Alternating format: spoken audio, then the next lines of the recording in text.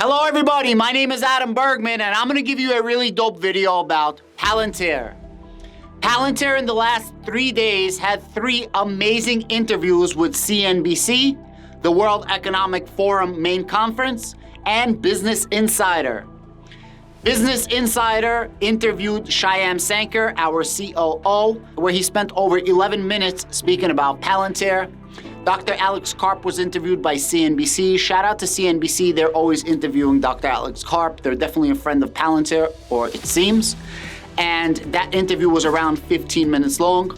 Finally, Dr. Alex Karp was actually in the main conference room at the WEF, World Economic Forum, where he spent over 30 minutes talking to the crowd about Palantir.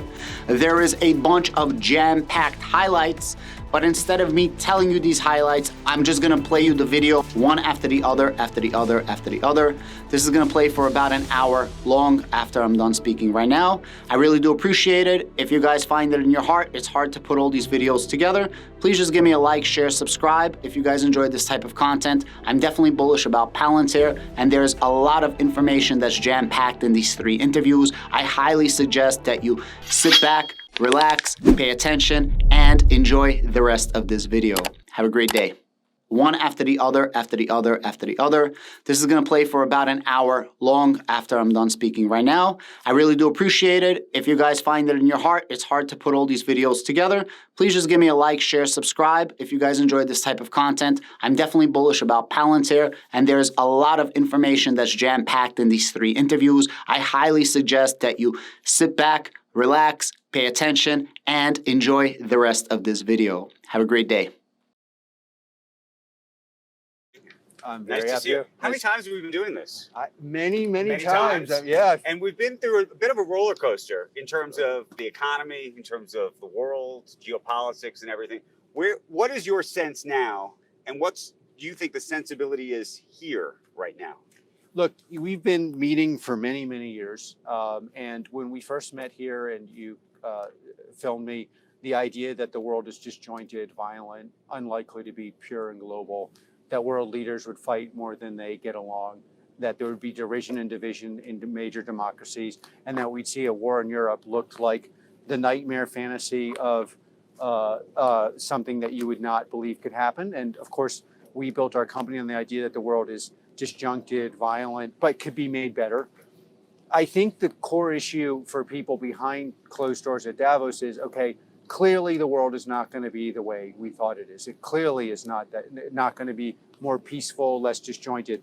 How can we still make the world actually function in a separated, disjointed world where there is war in the heart of Europe, where Western allies are having to mobilize against their adversaries, including Russia and China, where people still want to have industry, where supply chains are disrupted, and where we have pandemics? Your personal optimism or pessimism, though, right now, I mean, there's a lot of pessimism here. Yeah, look, we built our company, and I believe in addressing the world as it is. We built our company around the way the world is now. I am pessimistic about the near future, very optimistic about what we can do to help that. So I agree with people around here, but you got to understand, especially in the tech industry, and to some extent here, but you have people that were just certain they were going to win. Everything was going to break their way. Sure, no one would go out with them in high school, but they're going to own the high school, and they're going to own the whole state, and everything's going to work out, and they're gazillion dollars, and all of a sudden, all these assumptions aren't actually true. And, they're in a little bit of a depression funk, and that's normal when things are not breaking your way, when the world has changed in a way. But, there's a lot of ways to actually make the world a better place. First of all, the West can show we actually have superior technology, and we're showing that. When you said you're pessimistic short term, what do you mean by that? Well, I think that we are just learning as world organizations how to live in a world that is very different than we thought. So I don't think the war is likely to end in Ukraine. I don't. You don't? I think, look, it's very hard to know what's going to happen, but you have an adversary who is zero-sum. If Putin goes home and says, hey, we lost, he will lose his life, his friends will lose their life, they'll lose all their money. And he'll go to his grave feeling that he lost, which he does not want to do. We in the West, most of us in the West, correctly believe if we allow these kind of things to happen, if we allow people to violate the sovereignty of a land and rape, pillage, and destroy people who are innocent in that land, that this will set a horrible precedent. So we can't allow that to happen. Also, we've shown that we develop superior technology, and combined with heroes on the ground, we can actually win. And so this is just still a class of culture. That's a pessimistic view geopolitically of potential war and the like. What's your view of the economy and the ramifications? And maybe it's a ramification of war. No, I think the chief thing hurting the economy is we're in an unknown zone where things are happening we didn't plan, like wars, trying to deal with the wars, inflation. We're also highly divided inside of our countries in the West. What do you make of, you have a lot of corporate clients here. It's not just government. The feeling from them, their ability to buy, spend more or not right now. Well, they're gonna, just like in a war situation, of course, our clients are not in a war situation where it's like not like Ukraine, but de facto it's the same thing. We have to survive under much harsher conditions. And what are they gonna do? They're gonna figure out what works, what doesn't, what's a PowerPoint, what's a fraud, what's actually transforming the business. American businesses here, by and large, have a huge advantage, which America underestimates. What makes Americans interesting? We are very, very pragmatic. We adapt, we learn, we change. You said, what's a PowerPoint and what's a fraud? And the reason I raise it is there's a lot of people who are running around either trying to pretend they're businesses like yours or pretend they're all sorts of businesses. What do you think of the washout that's happened in Silicon Valley, across the world, in terms of it's valuations? very, very, very hard to be joyous because people are in pain. But I mean, we compete against PowerPoints and basic and technology that is useful but not transformative. What situation like the current one we're in, whether it's war in Ukraine, like why did they adopt Palantir? Because you can't afford a PowerPoint or a PowerPoint when your life is on the line. What's happening to businesses? Their revenues are going down. The regulation is going up. Their workforce is unhappy for lots of reasons. They have to somehow rebuild their culture and attack. And that exposes things in your business that are both good, bad, ugly, and transformative. And of course, everybody wants to be like, there's the Palantir of mycockroach.com farm. And it's like, we are the best Palantir for making sure that cockroaches and others get proper nutrition.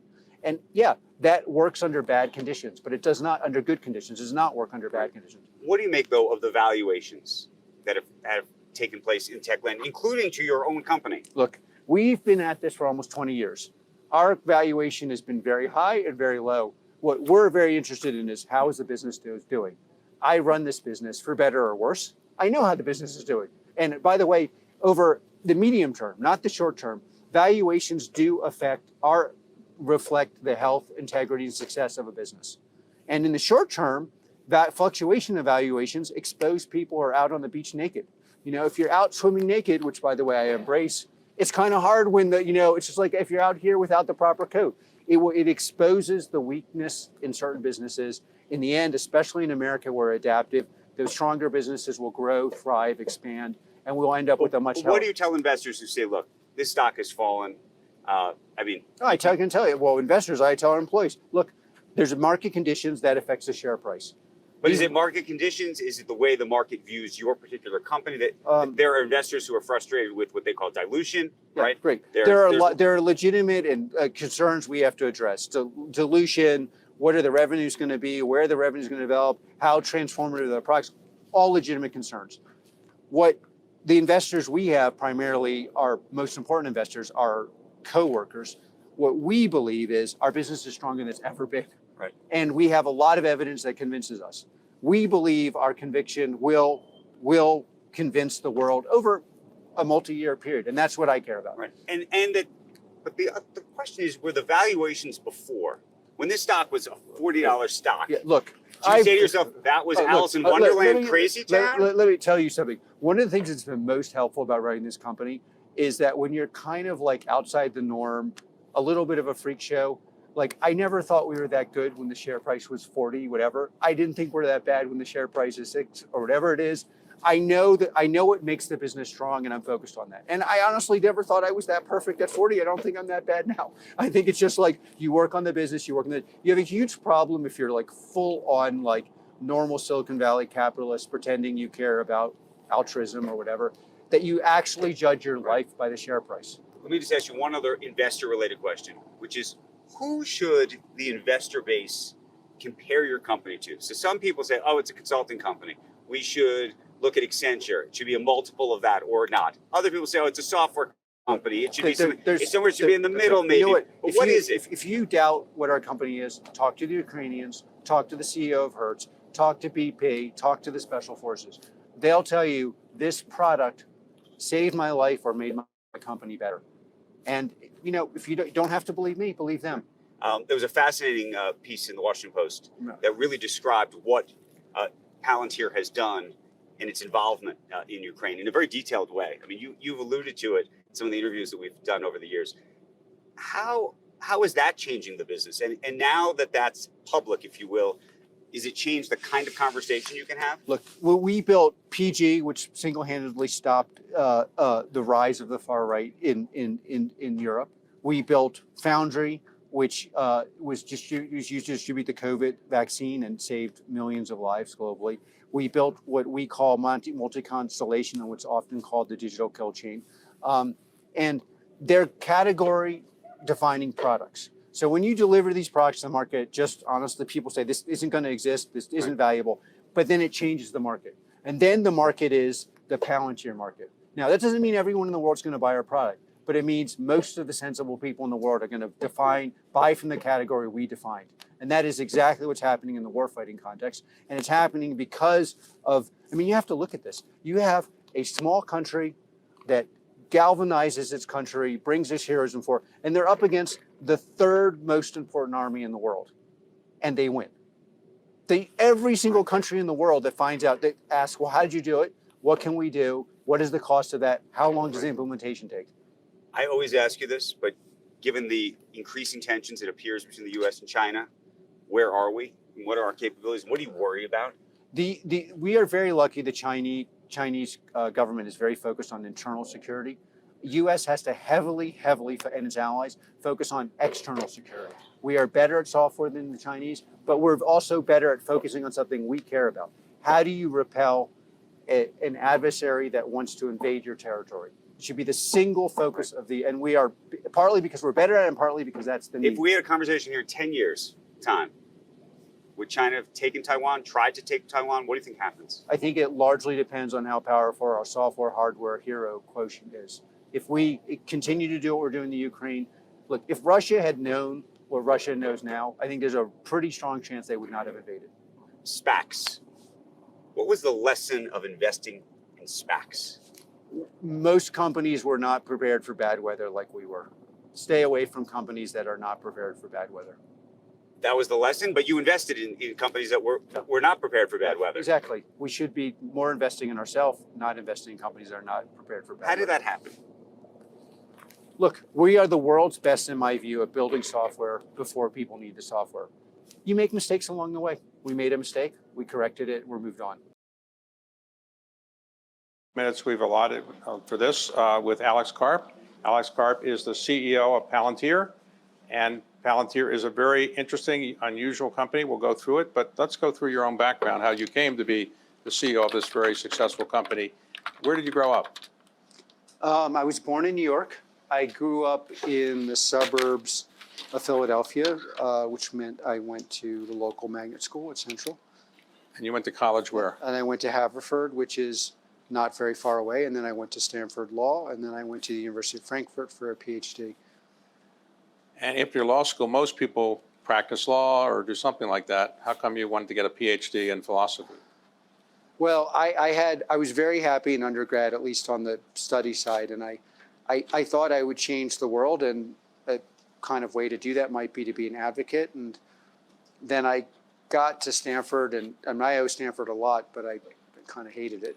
And I hated every aspect of law school, but it gave me a lot of time to read philosophy and talk to random people on the campus, including my buddy Peter. And then I realized this is not something I wanted to do. And because I kind of conceived of it as, okay, well, I've spent 3 years doing something I hate. I'll do something I thought I would love. And then I went and got a PhD. And Did you ever take the bar exam? no. No. No. So 3 years and you're not a lawyer. Well, Okay. you know, I never was a lawyer. By the way, I'm proud of that. Although maybe, you know, Okay. So to get a PhD in philosophy in University of Frankfurt, it helps to speak German. Do you speak German? I do. And how did you happen to learn German? Well, actually, of course, it's a short version. I learned it because I had a very tough girlfriend, but very tough. But the longer version was on my father's side. They were from a part of Germany, it's not part Bavaria, Switzerland, West Austria, Liechtenstein for about 1,000 years. And and my grandmother her first language was German. Didn't teach my dad a lot of German, but you know, I think assimilation takes many generations, and so I kind of got to Germany with a already pre-German vibe. As an example, when I got to Germany, I was like, oh wow, I don't have to tell someone I love them to go on a date. I don't have to have 50 friends. I can tell people that I don't agree with what they said. It was very comforting. So a very, very smart German, Albert Einstein, had a hairdo not unlike yours. Is that? By the way, Albert Einstein's family was apparently, my family is apparently his neighbors, but maybe that was. I mean, that's where you got the idea. So do you comb that, or it just goes that way? It just goes that way. Although another funny story is when I was in Germany, because they think American litigious stuff is so crazy. People ask, well, how do you afford to live here? And honestly, I was really poor, so I wasn't really affording it. And I told my German colleagues that, look, I bought the shampoo, it was too strong, and I ended up with this hair, and I sued them. And then, but the funny thing is, everyone in my whole university believed them. Like, no, that's not true. I have this hair naturally. Now, your parents are alive, right? Yes. And your mother ever call you and say, comb your hair, or she doesn't do that? Well, yes, my mom calls. Well, first of all, you have to understand, my parents wanted an academic. It's like, you know, there's a saying in Silicon Valley, ask for money, get advice, ask for advice, get money. And I think my parents were like, ask for a cultured journalist or an academic, get a business person. So they're already unhappy. So tell us about the beginning of Palantir. Whose idea was it? It was Peter's idea. Peter Thiel. Peter Thiel, very famous, long-term friend of mine, although much better known for being arguably the best investor in venture in the world, a co-founder of Palantir. He called me, and I'm very grateful to Peter because honestly, I think there's exactly one person in the world that would have called me to co-found Palantir, and that was Peter. And Peter's like, hey, I've got this great idea. We're going to take the back end that we used at PayPal to stop cyber criminals, and we're going to turn it into a product, and we're going to sell it to the intelligence services because obviously they could use the best software in the world. And do you want to co-found this? And what year was that? That's 20 years ago or so? Yeah, that was rough. That was almost exactly 20 years ago because we co-founded. We actually then founded it a year later. So. And did you say I'm not qualified to be the CEO of a company yet? Well, I wasn't being asked to be CEO. Okay. I was asked to be co-founded. No, you know, I tell people this all the time. When someone gives you a really interesting offer that sounds incredibly good, you just say yes. So I didn't say like, now I've, you know, hired thousands of people and sometimes I feel like they're getting, you know, a chance to change the world and they're like, well, what am I going to get paid? What are the benefits? And I think, you know, when Peter asked me to co-found the company, I just said yes. So yes, period. At the companies, it wasn't like, what am I getting paid? What's my equity plan? What's it like? I was like, yes, I'm starting. So period. The company was designed. And I'm going to think about it. I'm going to ask my ex-girlfriend. Was it designed to be a software company? No, we were going to be the central idea really was there's a methodology. So that basically, PayPal is the margins were thin. It's very hard to stop adaptive adversaries. Algorithms were slower than the actual adversary. They used visualization to find the adversary. Now, that concept was the concept. We, in contact with the client, like I had never been to a clandestine service, we, meaning my other co-founders and I, discovered that idea while it was necessary, but it was not sufficient. You had to actually focus on the back end. And the back end was integrating data. And then my idea, in all modesty, was to integrate the data with data protection norms. And that became the engine that powers a lot of the countries in this room. So on the anti-terrorism side. In Silicon Valley, it's often the case that people who run these technology companies have a technology background or an engineering background. You don't have either. This is true. However, for reasons I could try to explain, but I've never been able to understand myself, I've been like very, very reliable in picking out the best technical talent in the world. Okay. And in fact, one of the ways that, of course, in the Valley, no one believed me in the beginning. They would send in random engineers, and I was, then they would occasionally send in the village idiot. I'm like, you send in the village idiot. And they're like, well, how do you know? And but the simplest explanation is technical philosophy involves irrelevant, but it's distinctions that are very important to you emotionally. Coding involves very small but important distinctions that are important to the world. And if you have a proclivity, emotional proclivity for managing one, you can manage the other. And then as a second addendum, most, this on the side, of course, all your investments are successful, but most investments fail. And one of the big reasons things fail in enterprise is the products are not societally relevant.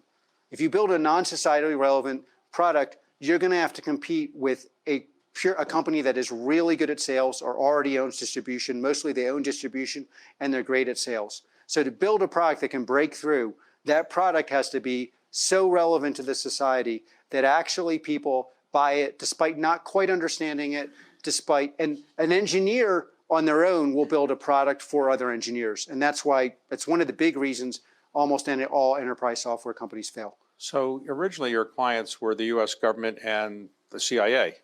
Our first clients, so we got this investment from Incutel, which has always been controversial. It's a really small investment. Now they're no longer at the DPO, they exited, but it's always been very, if you Google Palantir, you'll see. And if it's a left-wing newspaper, by the way, I'm progressive, and I think the left is wrong to hate on us sometimes, because without Palantir, the far right would be in a position of dominance, because Palantir single-handedly, with the police forces, stopped major terror attacks. But in any case, you'll read Palantir, CIA-driven data. In German, it's data octopus, which is my favorite. It's like as if we're hovering, and none of which is true. But where did the name Palantir come from? In the Lord of the Rings, there's a globe which allows the forces of good to see what's going on and organize, and that's a Palantir. And the Palantir, plural is Palantiri. Hey, so when you started the company, you got some software that was sold to the Pentagon and/or CIA. It was sold, yeah. The Incutel gave us 3 pilots, one with the FBI, one with the agency, and one with a more classified part of the DoD. But interestingly, it was that part of the DoD that really got us off the ground, because they were struggling with finding out where terrorists were putting improvised explosives, and we figured that out in our product. The employees who work at companies like Google or Facebook tend to be more left of center than right of center, I think it's fair to say. So, and sometimes, like Google, they say, we don't want to work for the Pentagon. So how do you get employees, how many you have, 3,300 now or something? 4,000 if you include the people, yeah. All right, 4,000. How do you get employees who say, I want to work for the CIA, I want to do software for the Pentagon? Is that hard to do? By the way, and now it's not just American clandestine services, probably the clandestine service almost if you're in a Western country, it's your country as well, whether they tell you that or not, for very important technical reasons. No, look, the fundamental basis of Palantir, both for clients externally and people internally, is, and we're very open about this, is like, we are not everyone's cup of tea. We may not be your cup of tea. By the way, we don't like people who are like, coming in and saying we want to kill terrorists and just without data protection. So to make society work, there are basic functions that have to work. One of which is the reduction of terrorism, pushing back on, in my view, human rights abuses largely done by adversaries to the West. You may not agree with that, and bless you, don't work here. And what you'll find is 2/3 of the people in the Valley don't want to work for your company. However, 1/3 only wants to work for your company. And yeah, we don't get it. By the way, it's an enormously, one of the concerns investors had in the beginning is like, because not everyone at Palantir has a clearance. In the beginning, it was for the US government. Now it's for almost every government, depending on where we are. But that's also helpful, because you say, well, you don't want a clearance. Why? And like, yeah, I don't care if someone's smoked pot or they have a relationship to their hamster, as long as they acknowledge it, we don't care. But if somebody's like, hey, so it basically is a filter. Now, and by the way, we've been very critical, as you may know, people in this room know, of the Valley. And that also helps. Look, I bless your soul if you want to distribute carcinogens with your great intellect in the form of consumer internet. That's your decision. And if you want to get wealthy and give your money to philanthropy or not, that's your decision. We want people who want to be on the side of the West, making the West a better societies, more able to defend themselves, protect data protection, and that's not for everyone. Let's go through that as an example. What the war in Ukraine is one that your company's been involved with. Can you briefly describe what was described in a Washington Post article recently about what you're doing to help the war in Ukraine? Well, so the genesis was our product's very well known.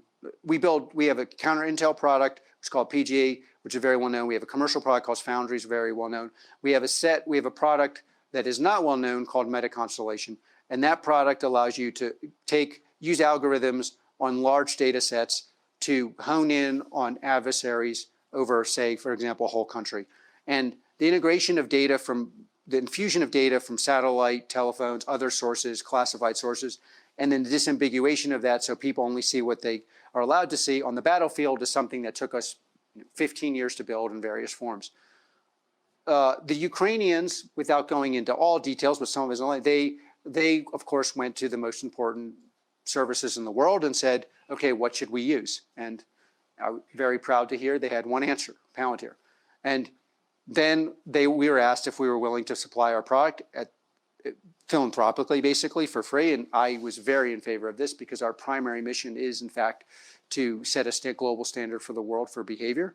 The product then allowed them, according to this article, to do targeting with a factor of 20 better, which basically, of course, the primary heroes here are the actual heroes of the Ukraine.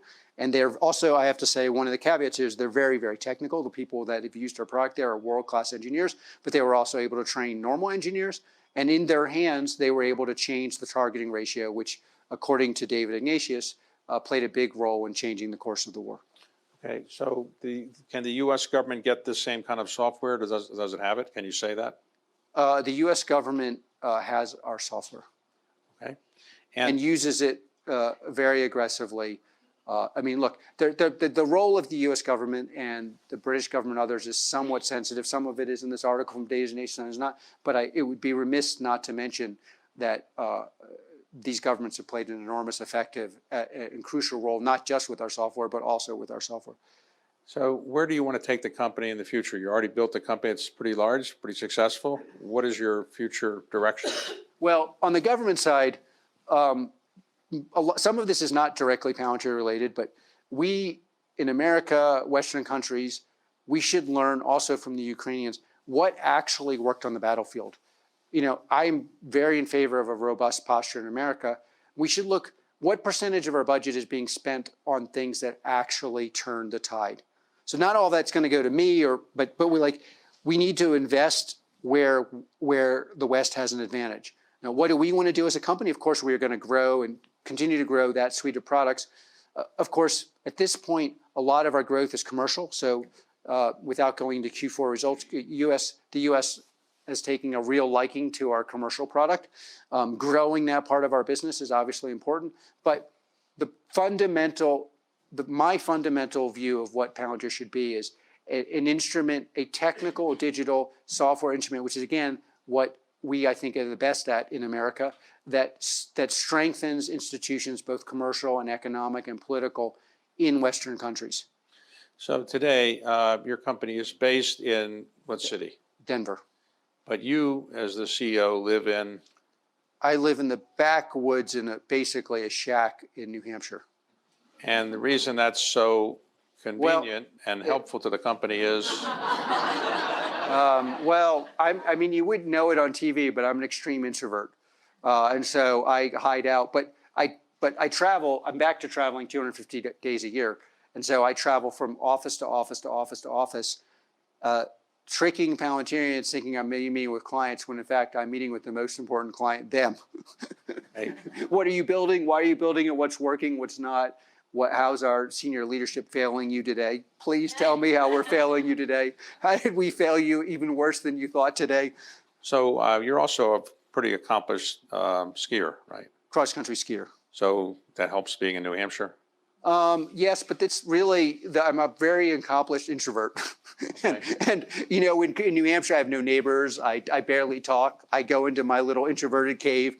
I come up with lots of ideas. I mean, we say our clients know, sometimes who don't believe us, we build these products 5 years before anyone believes they're real. A lot of the inspiration for building these products comes from when I'm cross-country skiing.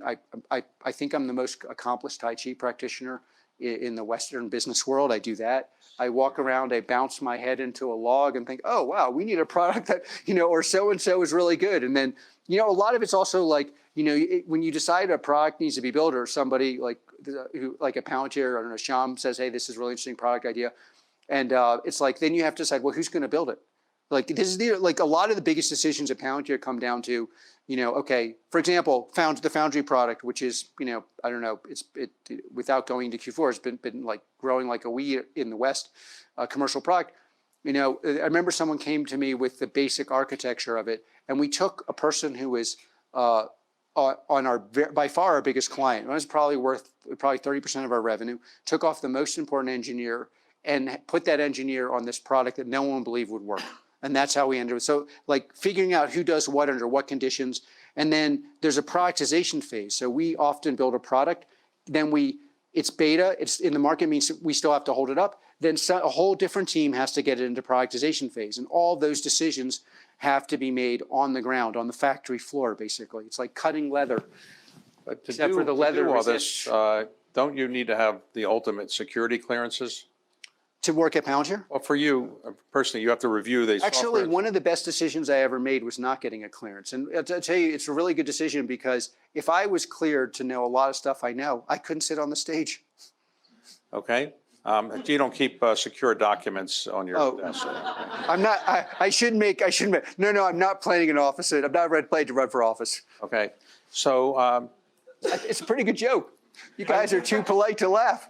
I would think that companies that would do what you do, some of them I would think might be based in Israel. They're pretty good at these kind of things. Is that some of your major competitors are? Well, again, I don't want to go into who use our, we proudly have an office in Tel Aviv. We have an office there because Israel knows our product very well. We are proudly part of that ecosystem. I think the great companies in military technology are going to be in Silicon Valley, the Ukraine and Israel. What we've actually found, interestingly, without going into who uses our product in Israel and who doesn't, the more technically accomplished a future client is, the quicker they buy our product. It's kind of very counterintuitive. The clients, partners now who'd be more able to build our product appreciate how difficult it is to build it and buy it. When you sell your product to company or government agency A, is it a thing where they have to keep getting it updated, or you just sell it and they use it however they want, or you have to help them use it and then you update it every so often? It's a great question.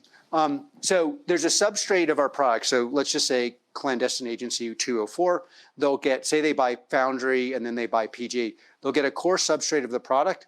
If they're sophisticated technically, and many of them are, we'll teach them how to build on top of the product. So a very sophisticated client using our product will build their own software on top of our product, because they understand there's certain things that would take decades to build. They don't want to build them.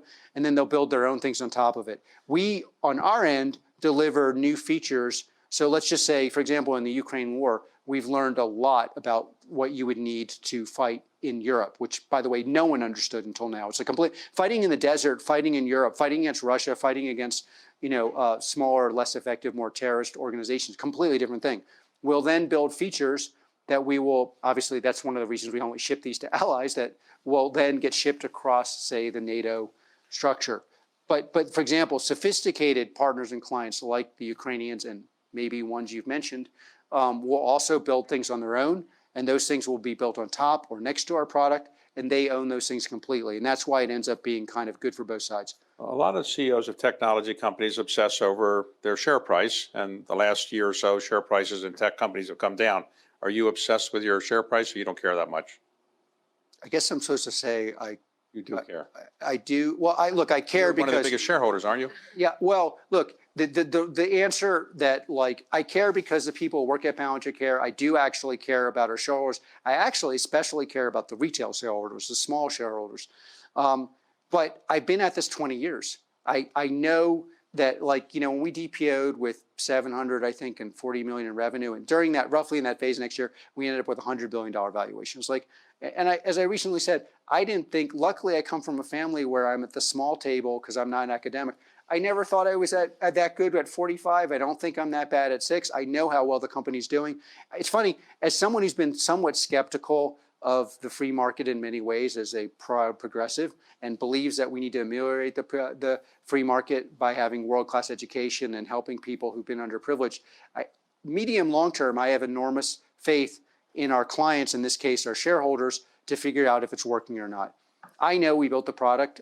I built our company as a product that will do very well under these conditions. So I'm obsessed about our company. Do I obsess about the share price every day? No, of course not. So many CEOs these days are being bombarded with needs to worry about DEI, ESG, and so forth. Is this something that you focus on that much, or you're not? Well, our clients use our product. I mean, the funny thing is, one of the things people are going to find out, we do very well. Like, one of the reasons that we power European clandestine efforts, intel, anti-terror efforts with, in my view, success is proven by the fact that there have been very few terror attacks, luckily, and therefore the political ramifications are we still are run by kind of bourgeoisie parties and political parties in the middle, is that the Europeans have regulated counter intel to the point where it's nearly impossible to do it, and there's only one product that works and works very effectively. That's ours. ESG is a bonanza for us because regulators are requiring tracking of data down to the absolute miniature, most minuscule molecule. And that is very similar. It's isomorphic to counter intel because, for example, in counter intel, before you shut down an airport or authorize someone being taken out, you've got to look at every single data set. And so that's going to be very good for us, precisely because honestly, regulators don't understand how difficult the technical challenge is, and you've got a lot of purveyors of PowerPoints, fake software companies, and moderately useful software that are just going to massively fail against these use cases, and you're going to buy Palantir. So do you know how to write code? Are you a code writer? When I co-founded Palantir, I took the introductory class to writing code at Stanford. Somewhat, we have a Stanford rep here. Don't tell them it was, somewhat on the side, but yes, I mean up to a point. But again, I wouldn't overestimate my role at Palantir. I wouldn't underestimate it. The bringing societally relevant things like PG ended up dominating counter intel. Foundry ended up being the crucial product during the pandemic. The Meta Constellation is the crucial war product in the world. These are societally relevant products built years before you needed them. There are software engineers who will do that, but I feel, in all modesty, the fact that I work well with software engineers but have never aspired to write code like they do is a pretty important symbiotic relationship that it's worked. A software company in Israel developed a product which could tap into anybody's cell phone. And it was said by the Israeli government, you can only sell this to certain entities. And if you sold it to somebody else, that be against the law. Do you have that problem where you can sell things? Whoops. Whoops. I guess I have a problem. Maybe we have a hand microphone. I think your mic is still working. Can you hear him? Is it still, well, the batteries are out. Well, anyway, Speak loudly. So, can you sell your product to anybody you want to sell to? well, again, there are limitations on certain of our products, but we've never even gotten there. We self-regulate to the point. I mean, this was a huge issue with early investors. They were very unhappy when I started telling them, look, it's not a joke. We're not going to sell to China. We're not going to sell to Russia. We're not going to sell to affiliate countries. We are going to, and they're like, well, what about ABC country? And like, yeah, look, without going to every detail, people wondered, like, there were people inside Palantir who didn't think we should work with certain countries, and we decided to. But then there's a long list of countries we have not worked with. Right. And in your case, the average person you hire, is he or she a PhD in some kind of technology product or technology skill? In other words, are they coders? Are they PhDs in what? The typical person. Look, the typical person we hire has a college, maybe a master's degree in computer science. Now we'll hire, but I would say 70% of our company is technical, meaning they can write code. But then another 10%, it would be technical at any other company. They don't write code at the standard we need, but they could do graduate level math. So if you take the graduate level math people plus the people who can write code, it's like historically been 85% of our company. So you're running the company, you like it, you don't intend to do anything else for the foreseeable future, not going to the US government or anything like that? Well, I don't know if, like, I partner well with many governments and especially US government, maybe partly because no one expects I'm going to ever come be in their role. So I don't think anyone's expecting me to run for office or, Okay. or work. So no, look, you go ups and downs. Currently, I am very motivated. Look, when you play, again, the heroes in the Ukraine are much more important than us at Palantir. But there's this dialectic, like in Hegel, you master slave, there's this dialectic where you do this and it's hugely motivating to us and to me. And right now I'm very motivated by what we do. Honestly, I like the success and the impact, and I'm not planning to go anywhere I don't know. I mean, I've been around, I've been doing Palantir longer than most people at Palantir have been alive. But yeah, I'm not planning to really change that until. And you're not going to change your lifestyle. You're not married, no kids. You're just going to keep doing what you're doing that way, right? Well, I'm trying to meet people, but I'm not planning to change. Okay. But thank you for the shit out. Okay. I'm very, look, there's always an up and down in life. Currently, I'm pretty happy and I believe in what we're doing. And I mean, a lot of people would like me to, make myself more, normal friendly. And I'm trying every day. Okay. I have a coach. I don't know right. if you saw Mike to be kind of slightly more normal in public, and it's not working, but I'm doing my best. Do you have a barber or no as well? No, that I've rejected. I Okay. tried that route. It failed. All right, we have time for one question, maybe right here. Have a mic? You can have my mic if you do. Well, somebody's coming with another mic. Okay. You can All right, have this. a simple question, not a statement, just a question. I'm David Kim from Korea. I'm a chairman of Daesun Group, which is one of the largest energy company in Korea. As a CEO, I've been dealing with many software companies and consulting companies, and I have always been very disappointed, especially not only because of the result, but also compared to the price they charge for me. And I Googled and tried to find the mission and vision of your company, and frankly speaking, it's too good to be true what is said in Google. Well, let me tell you, since we have limited time, we have great partners in Korea. You are right to be disappointed by software. Almost all software is either a PowerPoint or something disappointing. We live from people like you. Okay, so the question I have is, how do you price your service? And I'll tell you, we're very expensive. You know why we're very expensive? Because someone like you is greatly skeptical and think it'll be not valuable. And when we show you it's very valuable, we expect you to pay us a lot of money. Okay, right here. We're Irina? not cheap. And part of the problem is the people that are selling you their software cheaply are selling you a PowerPoint or a steak dinner or, I'm a fan of Korean art and Korean food. They're like great kimchi jjigae, and the software sucks. Irina? Scott, David has a perfect shitter for you. He has a very nice daughter. I'm very happy, by the way. But To the everyone comment is- listening to this, I'm not. So, And by the on way, a I'm serious note, yeah. on a serious note, you complimented Israeli and Ukrainian capabilities. How would you rate Russian and Chinese in that space? Well, Russia and China, this is the thing. There's a tendency that's really quite unfortunate because Russia is massively underperformed, to underestimate Russia and maybe slightly overestimate China. But they're starting from the shock factor. Like they essentially have invested $65 billion in hardware every year. And the Russians are among the best technical experts in the world, most creative technical experts, best mathematicians, and broadly speaking, in the world. And now it's like, they're like, holy, we're investing in the wrong thing. Now Russia and to some extent China are going to start investing in the right thing. And that's why we in the West need to really be focused on, yes, we had this advantage because we've been focusing on these things more than anyone else, and we have a tech community that's unlike other countries. But that advantage won't stay around if we don't invest in these kind of capabilities, not just pure hardware capabilities. So if somebody wants to learn more about Palantir, you have a little building here somewhere? We have a very fine villa here. You can stop by. Okay, and they can stop in and buy your products, right? No, you can stop in, test the products as a skeptic, find out they're transformative, and pay us a lot of money. Okay. All right, I think we're out of time, so thank you very much, Alex.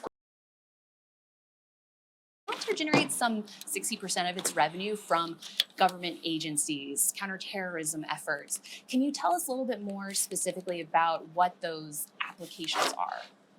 Yeah, certainly. We work across a breadth of applications in government. Probably what we're best known for is working in defense, and we have a huge role to play in the war in Ukraine right now, and really providing AI-enabled platforms to go from identifying targets to taking those targets off the battlefield and eliminating the threat. But we do so much more in government as well. We help the IRS catch fraudsters. We help the FDA approve drugs and oversee drug safety, the CDC to oversee epidemiology and epidemic outbreaks. And we've been doing that since 2012. And so there's broad applications to software that really at its core helps you bring together large amounts of disparate data that both exist within your institution, but also potentially across institutions in government, and then put that in a simple interface for humans to make decisions with. How do we allocate the next PPE or vaccine as we think about the spread of the disease? How do we monitor for early signals of drug safety? How do we make decisions on the battlefield at the speed of war? So how is Palantir harnessing the power of data and also AI to help drive those decisions, would you say? The real thing that we think about is working backwards from the humans who are making those decisions. So as we look across the breadth of experiences we had, we built the vaccine supply chain in the US and the UK in 5 weeks flat from a dead start. You couldn't have anticipated the need for that, but when you need it immediately. We powered the Afghan non-combatant evacuation operations, NEO operations as they're called, with 24 hours notice. And so you think about the exigent events that are happening in the world, how quickly we're responding to those events, of course, the war in Ukraine. And what we see there is the opportunity to react to reality, to help our customers bring this data together, make decisions that reflect the questions that they have of the world. What are they unable to do? And recognizing that no decision happens in isolation, that really the answer to one decision is the input to the next decision. So how do we connect these things up? So you're not making decisions in a vacuum. You're not clouded by what in the military people call the fog of war, but that you can understand the consequences of what's going to happen and respond in real time. Right. So with the military and intelligence applications, do you think in the consumer's mind that there is that connection to the surveillance aspect? And how should we be thinking about that? And how difficult is it to sort of thread that needle to really go that extra mile in making these discoveries and coming out with great solutions and maybe not overstepping? I think the real lesson of what's happening in Ukraine here is that David is beating Goliath with a slingshot. So what is every company's slingshot? So your war as code, that's winning. So how can you use that same approach, that same technological framework to win every business battle that you're fighting? And that's what I think people are really realizing and taking away, is that these fights are asymmetric. It's not about who's spending the most money on software. In fact, it's about who's doing it most intelligently, who's operating in the most decentralized fashions with the most amount of visibility and running circles around their adversaries, whether that's on the literal battlefield or in the business battlefield. So how are then the applications being transferred to other industries that Palantir is really looking to make inroads in, like the medical sector, for example? Yeah, absolutely. When you think about the big challenge since the pandemic is the disruption to hospital operations, whether that's the NHS in the UK, the Canadian centralized healthcare system, or the US. And there are massive backlogs of procedures. People are not getting the care they need. We have scarce operating capacity. You can't just make hospitals overnight, right? So how do we get people the care they need? And this is a logistical problem. It's kind of structurally very similar to a manufacturing problem. So you can ask different questions, whether it's a supply chain or in the government what they call a kill chain. The key thing is to ensure there are no missing links. So I feel like there's a lot of talk right now about the tech industry and how it's working with government. How do you make sure that the solutions that are being provided make sense for consumers and the general population out there, with maybe some areas that it could be difficult to navigate? Well, I think the relationship between tech and government is one that's worth studying and really going back to. And I was recently reading Chip Wars, which is a great book about the history of the semiconductor industry that takes us all the way up to the present geopolitical conflict.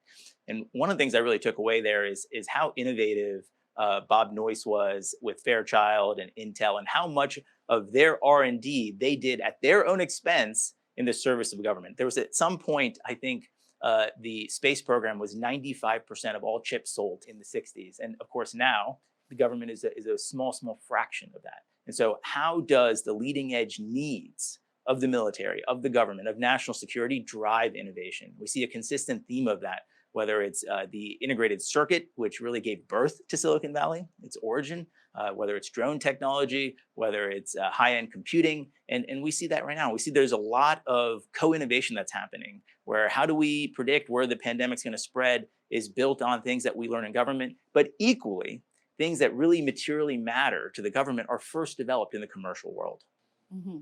Talk to me about the competitive landscape in the data software industry and what makes Palantir stand out. I think 2023 is going to be a very interesting year for the competitive landscape in the data industry, in particular because I think a significant global recession is coming if it's not already here.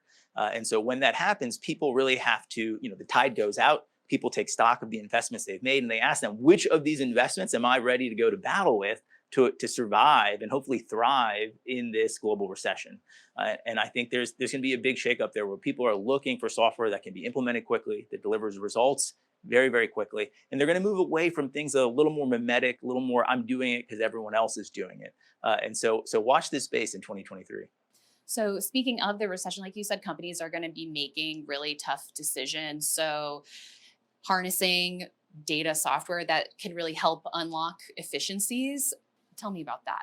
The key opportunity for data software companies right now are going to be software companies that can deliver results quickly to the line of business. And anything that is a multi-year project, not going to happen, of course. And then there's going to be a cultural aspect. So some companies, look at the Ukrainians. They are heroes. That's the requisite precondition. Then you put software in their hands, and they can be highly successful. Which companies are full of heroes and not bureaucrats? Which companies are not going to put their heads in the sand when this recession comes, and they're going to say, you know what? I'm going to make hay right now. I'm going to innovate. I'm going to come out of this recession being the leader in my industry. And those are the folks who are going to be the right, perfect sort of customer to invest deeply in transformation with. So back to Palantir, and since we are talking about investors here, let's talk maybe a little bit about the financials. So Palantir does rely on government contracts. Do you see any sort of lumpiness to that? Is that impacting revenue? Is that maybe why there's this expansion to other markets? Or what are the thoughts on really what is going to help drive growth at the company? For better or worse, we are a very product-focused company. We've spent the last 2 decades just maniacally investing in building the software that we thought had to exist to solve these problems in the world. And so when we think about the markets we're entering, it's really from that perspective of what are the big, audacious problems that we can solve, that we uniquely can solve, and where can we invest in R&D that will continue to put us far into the future and meet the needs that are there, that are going to come. And so when we think about that, that's how we think about the landscape there. And I think yeah, absolutely. Government, we have large customers, large contracts. A consequence of that is they're lumpy. We also have lots of small customers, and that's growing here. But we continue to focus on where can our software do the most amount of good, and how quickly can we get it into the hands of the people that need it most. What would you say, as Chief Operating Officer of Palantir, is your biggest goal for the year? And as we kick things off, thinking about what is to come, what would you say is the most important initiative you have going on? The 3 things that I'm most excited about is really thinking about your business as code. The agility. You look how quickly are the Ukrainians reacting on the battlefield. Look how quickly people are reconfiguring their supply chains. I don't mean literally turning your company into a software company, but how can you make changing your company, reconfiguring, reacting to reality as simple and as easy as pushing new code out there? And those are the technologies we're really investing in. And the application of that to defense is AI enabling the kill chain. We're encouraged by the results that we see in Ukraine, and we think there is a massive amount of deterrence to provide to Western adversaries by continuing to roll this out, both in the US and abroad. And then the third thing that I'm really spending a lot of time on is Apollo, which is our software delivery infrastructure. Autonomous software delivery. How can I bring and automate the CI/CD process across lots of heterogeneous environments? And bringing that capability to every company is going to help them model their business as code. Well, Sean, thank you so much for a very enlightening discussion today. It was a pleasure.